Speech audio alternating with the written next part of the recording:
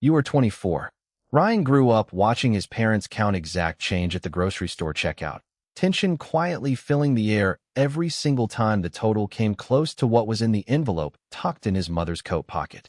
That feeling never fully left him, even after the circumstances did.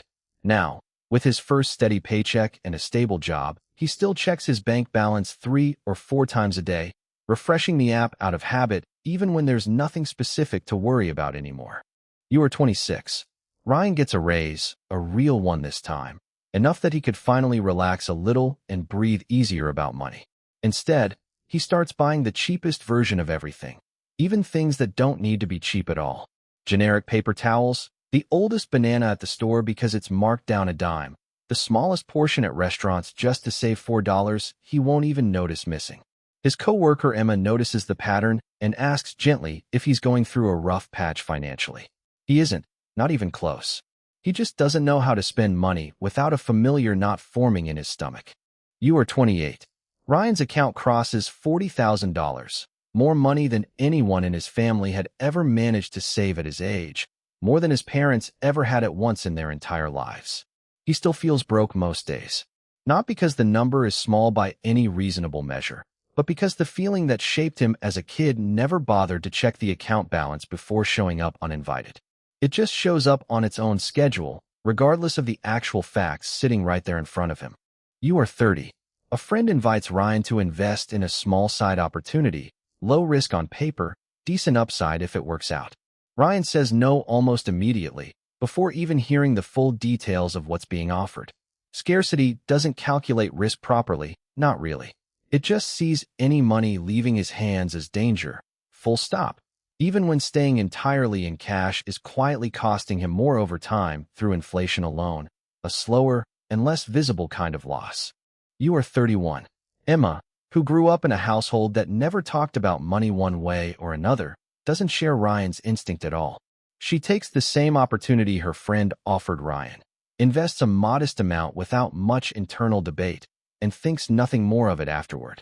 It isn't bravery on her part.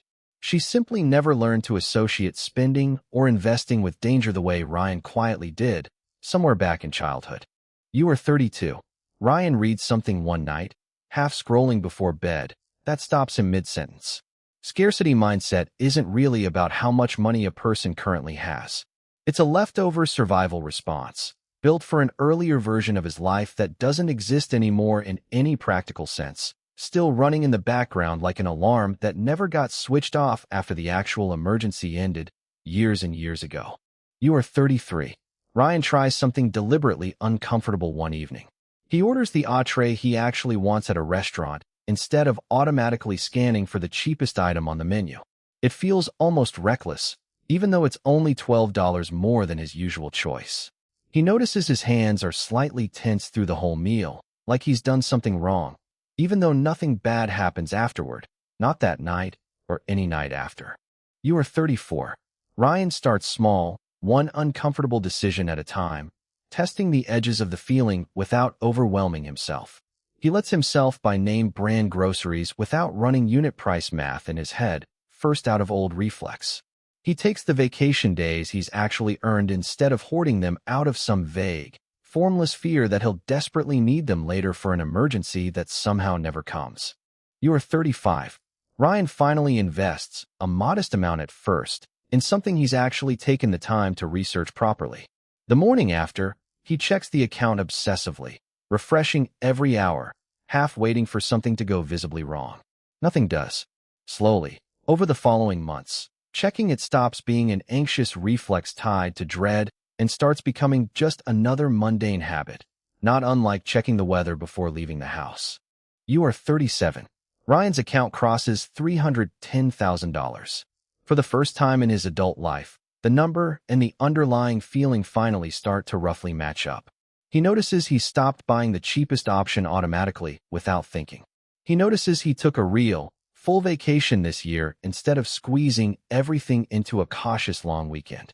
The old alarm still goes off sometimes, unpredictably, but he's learned by now to recognize it as an old alarm from an old life, not as new information about his current one.